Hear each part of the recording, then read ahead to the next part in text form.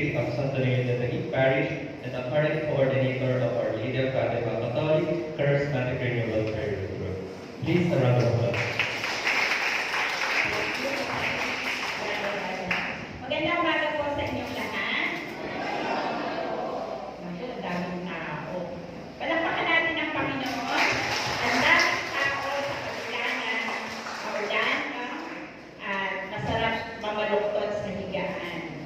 So, nandito kayong lahat para umaten sa gawain na ito.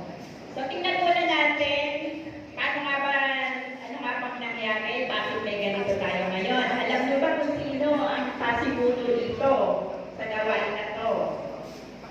Sino?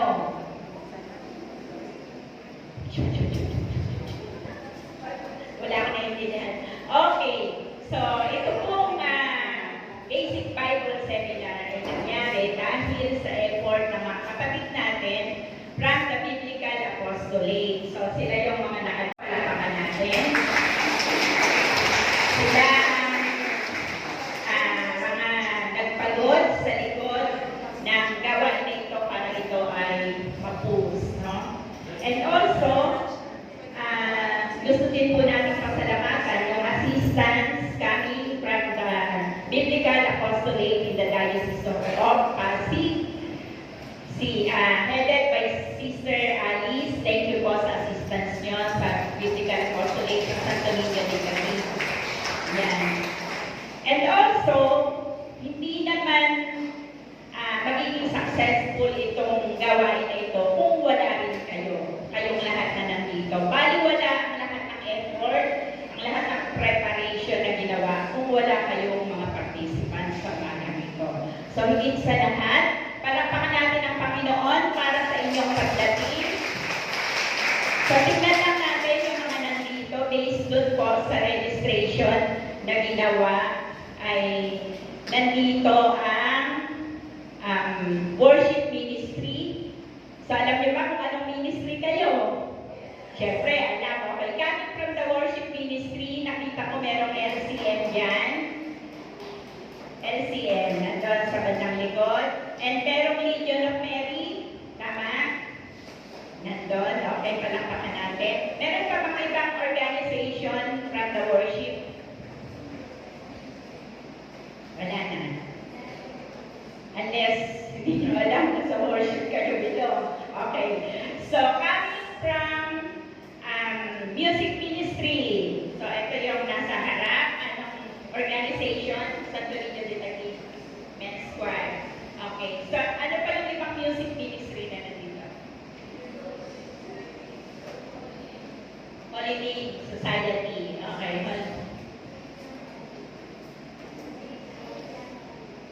St. John Marivianing. Okay. So, yun ang sa music. Okay. PYC, pero yung PYC is coming from other organization din, di ba? So, nakita ko meron SNCCRU dito. So, under din sila ng PYC, pero at the same time, may under sila ng SNCCR, which is under ng Evangelization and Lay Formation Ministry. So, meron pa bang ibang ministry na nandito? Wala na? Baka hindi ko nabanggit. So, Ballcats nandito. Ballcats kayo. Andyan sa Ballcats? Okay. So, Ballcats nandito. So, lahat ng ito, no, ay yung preparation, sabi ko nga kanina, hindi magiging successful kung wala kayo. So, ito naman talaga ay para sa inyo. So, at gusto ko rin sabihin na ang gawain na ito ay banal, guided by the Holy Spirit. Nakita niyo naman yung simula natin kanina, di ba? Simula pa lang doon sa pagkanta, no? Yung action ni Sister Alice, di pa kanina. Ang sarap-sarap na niyang sundan, ang sarap-sarap na niyang gawin. At sa pagpapatuloy nitong gawain ito hanggang mamayang hapon, I hope lahat po kayo ay matututo. Meron tayong iuuwi na learnings, no?